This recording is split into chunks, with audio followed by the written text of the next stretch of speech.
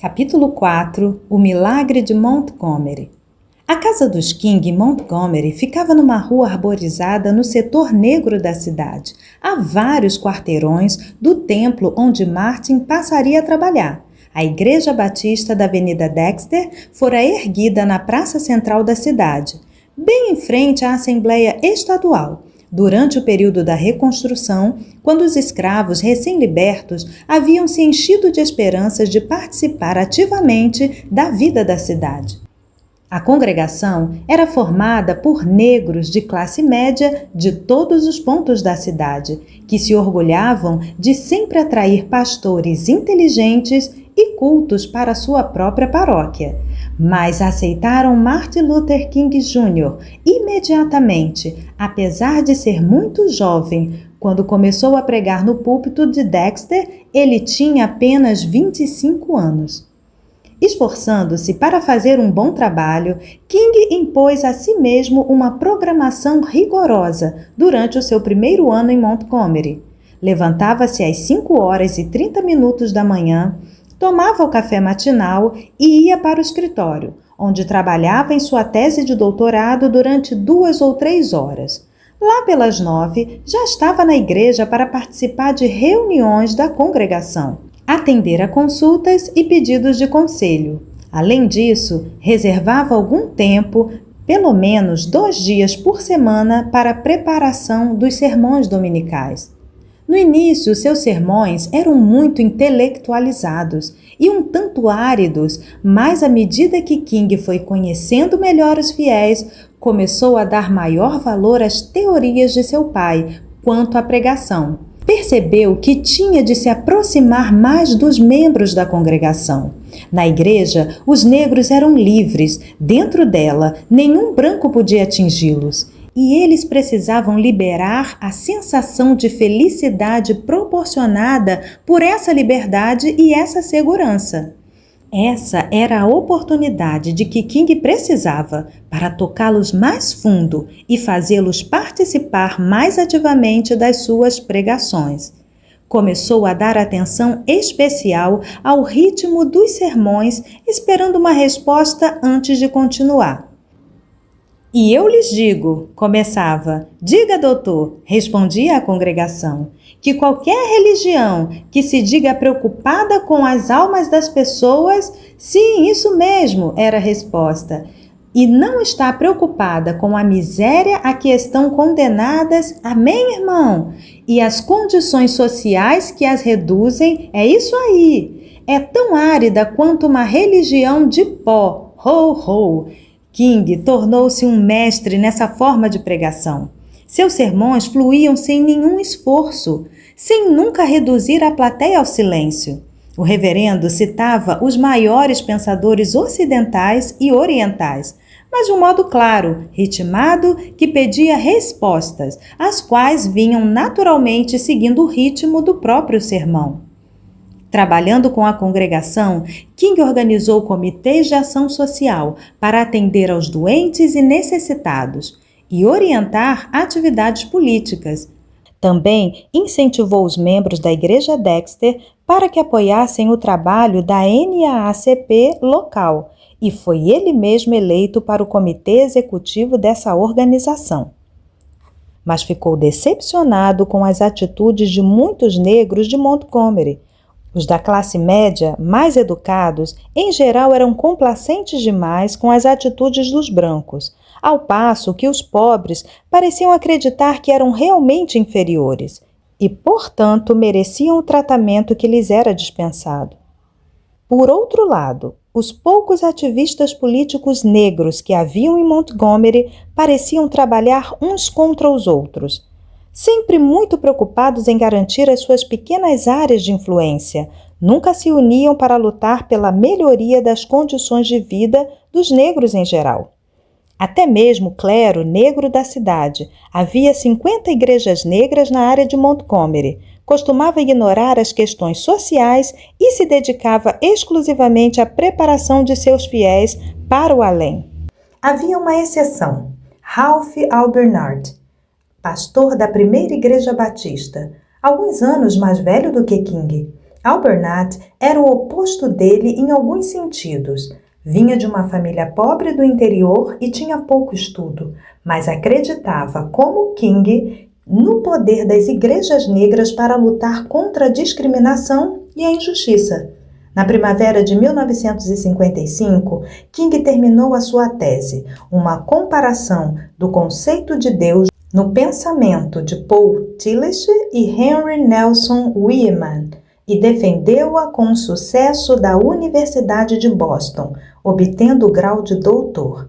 Agora, ele era oficialmente o Dr. Martin Luther King Jr. Porém, mais emocionante do que isso foi a notícia de que no outono ele seria pai. Yolanda, a mais velha de seus 4 filhos, nasceu em novembro. A injustiça, em qualquer lugar, é uma ameaça para a justiça em todos os lugares. Estamos presos numa rede de reciprocidade, da qual não se pode escapar, ligados por um mesmo e único destino, Martin Luther King Jr. As exigências familiares e da igreja forçaram King a não tentar concorrer à presidência da NAACP local naquele mês, embora continuasse no comitê executivo. Contudo, os acontecimentos subsequentes se desenvolveram de tal forma que ele não teve o tempo livre que queria para ficar com a família. A quinta-feira, 1º de dezembro de 1955, marcou o início do Milagre de Montgomery, com o qual o orgulho negro finalmente venceu as leis segregacionais do Sul. Rosa Parks, uma mulher muito ativa e que durante algum tempo havia sido secretária da NAACP local, trabalhava como costureira numa loja de departamentos da cidade. Ela tivera um dia duro naquela quinta-feira. Ainda por cima, depois do serviço, teve compras a fazer e por isso, quando pegou o ônibus, estava exausta. Como sempre, pagou a passagem na frente do veículo e entrou pela porta de trás, obedecendo à lei segregacionista. Felizmente, havia um assento vago, na parte reservada aos negros, que ela se sentou com os seus pacotes no colo. Alguns pontos mais adiante, um homem branco entrou no ônibus, que a essa altura já estava lotado, e o motorista disse a Rosa que ela cedesse o lugar. Porque os seus pés doíam muito naquele dia, ou simplesmente porque mais aquela humilhação fosse a gota que fez transbordar sua taça de resignação, ela se recusou a ficar de pé. Imediatamente, apareceram 2 policiais e levaram-na para a delegacia. Naquele mesmo ano, outras 3 pessoas negras haviam se recusado a ceder seus lugares nos ônibus da cidade, mas seus casos haviam sido engavetados ou os infratores simplesmente foram acusados de baderneiros. Por isso, quando a senhora Parks chamou E.D. Nixon da NAACP para pagar a fiança, o advogado ficou exultante a ver que sua cliente estava sendo acusada de desafiar a lei local de segregação nos transportes públicos. Há muito tempo, Nixon esperava por uma oportunidade como essa para contestar a lei segregacionista. Ele tinha certeza de que, com a ajuda da NAACP, podia levar o caso até a Suprema Corte e de que, se houvesse alguma decisão favorável nessa instância, isso poderia provocar a revogação das leis de Jim Crow. Na mesma noite, começou a reunir líderes negros e entrou em contato com King na manhã seguinte. A animação de Nixon era contagiante. Ele não só absolutamente seguro de que aquele caso seria levado à Suprema Corte, como também de que a senhorita Parks era uma pessoa suficientemente conhecida e respeitada na comunidade negra para que as pessoas se unissem em torno dela. Nixon também sugeriu que os negros pudessem boicotar os ônibus e garantiu a King que Albernaz apoiaria a ideia e que muitos outros líderes negros também estavam seriamente interessados no caso. Martin Luther King ofereceu sua igreja para uma reunião das lideranças. Naquela mesma noite, compareceram cerca de 50 pastores e cidadãos negros. Quando foram postos diante da sugestão de Nixon, alguns hesitaram, mas no final da reunião, concordaram em organizar um boicote aos ônibus no dia 5 de dezembro, justamente a segunda-feira em que Rosa Parks deveria comparecer ao tribunal. Como 70% dos motoristas de ônibus eram negros, os líderes do boicote esperavam que o movimento tivesse sucesso. No domingo, os pastores informaram seus fiéis sobre o boicote e distribuíram folhetos, divulgando o movimento em todos os setores negros da cidade. King e seu secretário haviam preparado os panfletos no sábado. A distribuição ficara a cargo de um grupo de mulheres e crianças que se organizara voluntariamente. Juntamente com o trabalho de divulgação, os líderes do movimento pediram às frotas de táxi pertencentes a negros que levassem grupos de participantes do boicote para os seus trabalhos pelo mesmo preço que os ônibus cobravam, 10 centavos de dólar. Os proprietários das empresas concordaram em cooperar. Contudo, King não conseguiu dormir na noite de domingo. Tinha medo de que poucos negros evitassem os ônibus e que o boicote falhasse. Na segunda-feira, ele e Coretta se levantaram antes das 6 horas para ver o primeiro ônibus do dia. A linha de ônibus que passava diante da casa dos King transportava mais negros do que qualquer outra. Martin ainda estava na cozinha, tomando seu café, quando a esposa o chamou para chegar até a janela. O primeiro ônibus estava passando vazio. 15 minutos depois passou o segundo ônibus, também vazio. O terceiro ônibus tinha vários passageiros, mas todos brancos. O boicote estava funcionando. Naquela manhã, Rosa Parks foi julgada culpada de desobedecer a uma lei segregacionista de Montgomery e condenada a pagar uma multa de 14 dólares. King ficou surpreso pelo fato de o juiz agir como se não se importasse com a eventualidade de uma apelação, o que era fácil, ou que o caso pudesse ser levado à Suprema Corte.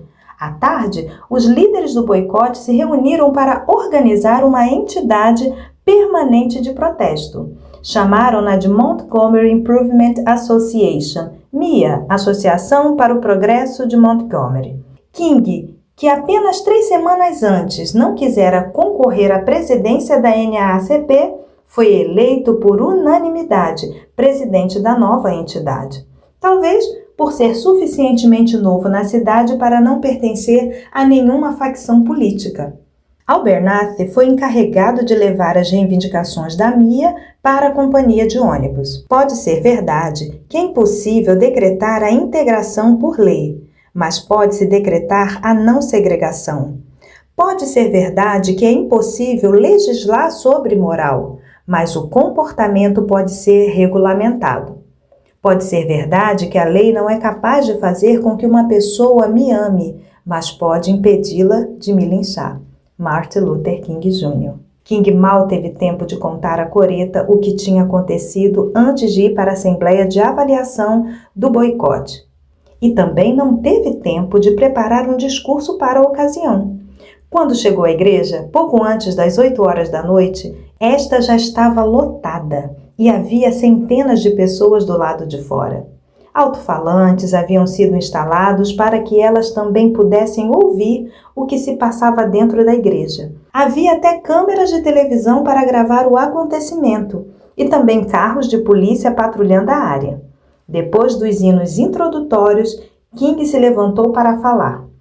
Começou dizendo que todos estavam ali por uma razão muito importante. Como cidadãos norte-americanos, os negros queriam a cidadania plena. Em seguida, descreveu o que tinha acontecido com Rosa Parks e contou outros abusos ocorridos em ônibus. Disse novamente que estavam todos ali porque queriam dizer aos brancos que os negros estavam cansados das leis segregacionistas e das humilhações. À medida que mencionava os sofrimentos dos negros, a multidão se manifestou aplaudindo. King afirmava: se estamos errados, a Suprema Corte desse país está errada. Se estamos errados, a Constituição dos Estados Unidos está errada. Se estamos errados, Deus Todo-Poderoso está errado. Então, advertiu os presentes para não recorrerem às mesmas táticas dos conselhos de cidadãos brancos ou da Ku Klux Klan, lembrando-se as palavras de Cristo sobre amar os inimigos e abençoar os que nos amaldiçoam. King encerrou seu discurso com uma profecia. Se protestarmos com coragem, mas com dignidade e amor cristão, quando os livros de história forem escritos no futuro, alguém terá que dizer: houve uma raça de pessoas negras, de pessoas que tiveram a coragem moral de lutar por seus direitos e, assim, injetaram um novo significado nas veias da história e da civilização. Ele falara durante 16 minutos sem ler uma só linha. Quando parou, a multidão estava cantando e aplaudindo, dentro e fora da igreja. Duas coisas haviam acontecido naquela segunda-feira de dezembro, em Montgomery, coisas que mudariam o Sul para sempre. Um juiz tomara uma decisão que levaria ao fim quase 60 anos de leis segregacionistas e 50 mil cidadãos negros haviam descoberto um novo sentimento de autoestima. No entanto, os resultados não foram imediatos. No início, os cidadãos brancos de Montgomery não levaram o boicote muito a sério e não fizeram nenhuma concessão nas sessões de negociação com a Mia, porque acharam que o primeiro sinal de chuva, os negros voltariam a se utilizar dos ônibus. Mas o inverno veio e passou. E no Natal, as lojas do centro da cidade perderam muito dinheiro. Andar para o trabalho não deixava muito tempo para fazer compras. Então os brancos começaram a fazer pressão. A polícia ordenou às frotas de táxi de negro que cobrassem os 45 centavos estipulados por lei. A Mia respondeu a essa pressão montando um sistema de revezamento de carros com caminhonetes registradas como propriedade da igreja. 2 vezes por semana, King liderava assembleias, com canto, oração, relatórios sobre o boicote e discursos. Os negros continuaram boicotando os ônibus. Uma senhora andando com dificuldade para o trabalho recusou a carona oferecida pelo motorista de um dos carros do sistema de revezamento. Eu não estou andando por mim, respondeu. Estou andando pelos meus filhos e pelos meus netos. A senhora não está cansada? Perguntou o motorista. Sim, ela respondeu. Meus pés estão cansados, mas minha alma está leve. E continuou andando. O prefeito e seus assessores convenceram um pastor branco a repreender o reverendo King pelo transtorno que estava causando, usando argumentos baseados em citações da Bíblia. Mas King não teve dificuldade em encontrar as citações bíblicas apropriadas para responder ao ataque.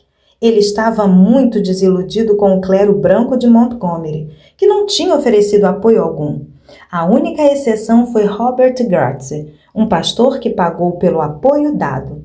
Seus pneus foram rasgados e colocaram açúcar no tanque de gasolina de seu carro. Em seguida, o prefeito colocou membros da organização racista, conselhos de cidadãos brancos em seu comitê interracial de negociação. Quando King protestou, lançaram uma campanha contra ele acusando-o de enriquecer com o boicote. Em janeiro, os brancos, após uma suposta negociação com 3 pastores negros que nem sequer estavam envolvidos no boicote, anunciaram um acordo nos jornais. Mas a Mia avisou aos meninos negros que entregavam os jornais que aquilo era uma mentira. E assim, ao entregarem os jornais, os meninos acordavam os assinantes e avisavam que o acordo não era verdadeiro. A polícia passou a complicar a vida dos motoristas dos carros do revezamento. O próprio King foi preso por excesso de velocidade e jogado na cadeia, e passou lá uma noite inteira, até que Abernathy conseguiu libertá-lo sob fiança. A casa dos King também estava na mira. No dia 30 de janeiro, enquanto falava numa assembleia, sua casa sofreu um atentado à bomba. Coretta e o bebê tinham acabado de sair da sala de estar quando o explosivo atingiu a porta da entrada, espalhando estilhaços de vidro e madeira por toda a sala. Em nosso protesto, não haverá queima de cruzes. Nenhuma pessoa branca será arrancada de sua casa e brutalmente assassinada. Não haverá ameaças ou intimidações. Seremos guiados pelos mais altos princípios da lei e da ordem. Martin Luther King Jr., falando em Montgomery, no Alabama. Ao chegar em casa, King encontrou no jardim um grupo de negros armados e enfurecidos. Ele sabia que os números não favoreceriam os policiais brancos, que juntos com o prefeito também se encontravam no local. Mas depois de verificar que Coretta e Yoki, como chamavam Yolanda, estavam bem, voltou para o jardim e tranquilizou a todos. A sua posição de resistência pacífica estava sendo duramente testada, mas ele pediu aos negros que guardassem as armas e voltassem para casa. Um dos policiais que participou do acontecimento reconheceu mais tarde que devia a vida ao pregador negro. King ficou alarmado com o atentado, concordou em aumentar a iluminação da casa e durante algum tempo aceitou a presença de guardas armados durante a noite. Contudo, não conseguia conviver com a presença daquela imagem da violência e acabou dispensando-os. Passaram-se os meses e a pressão sobre King continuou aumentando.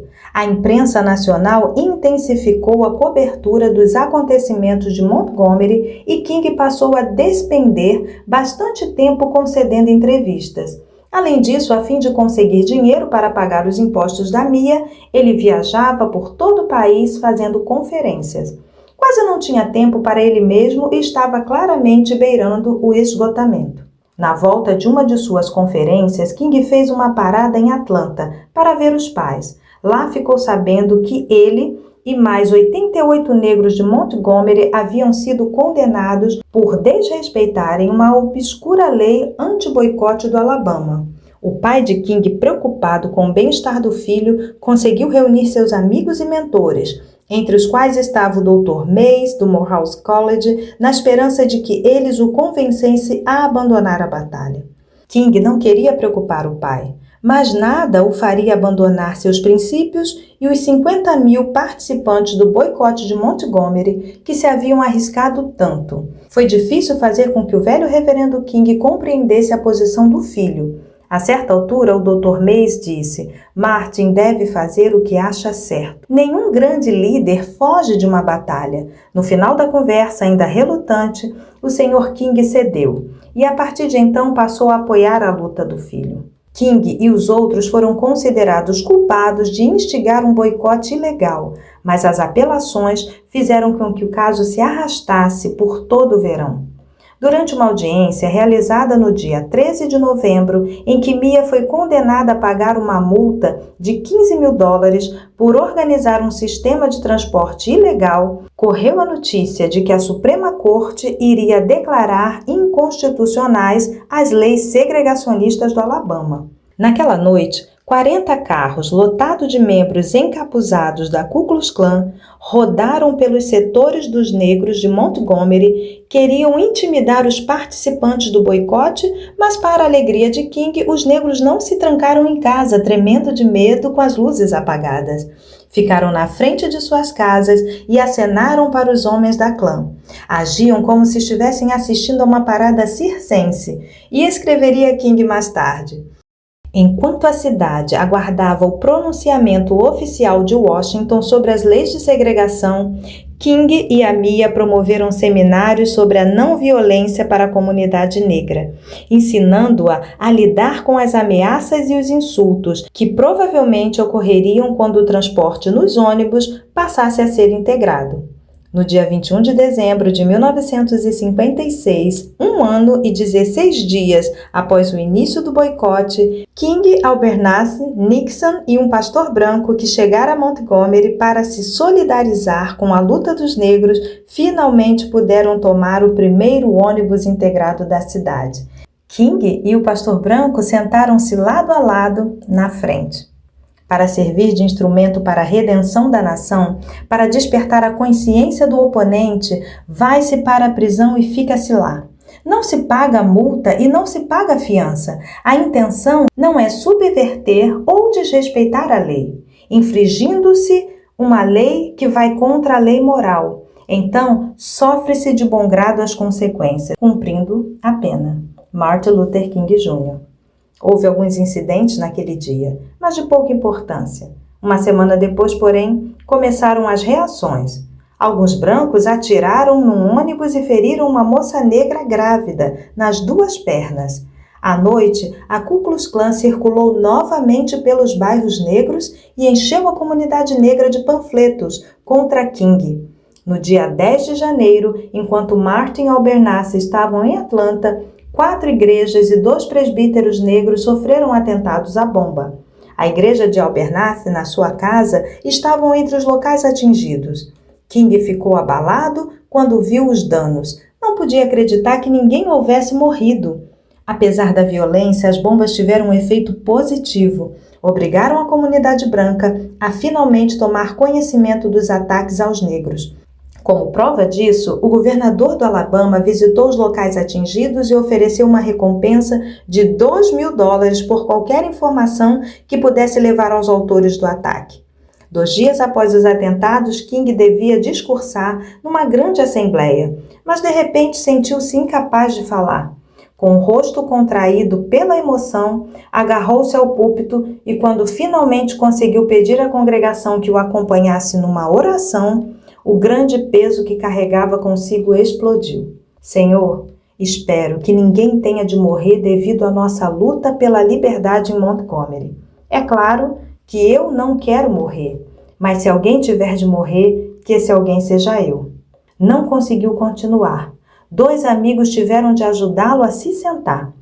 Mais tarde, ele contaria que aquele colapso fora causado pelo medo de estar levando o seu povo para mais sofrimento e dor do que já era obrigado a suportar. Na segunda onda de represálias brancas, um ponto de táxi negro em um posto de gasolina sofreram novos atentados. Mas King já superara o medo. Falou a seu povo da porta da sua casa, onde 12 bananas de dinamite acabavam de ser achadas.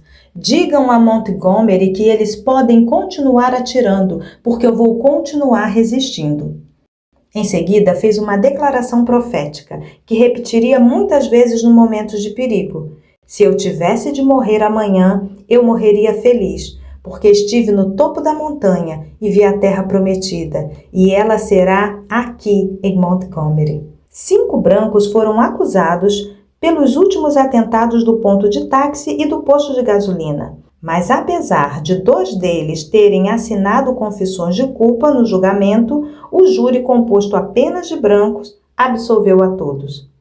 King temia que, com a impunidade dos responsáveis pelos atentados, houvesse mais violência.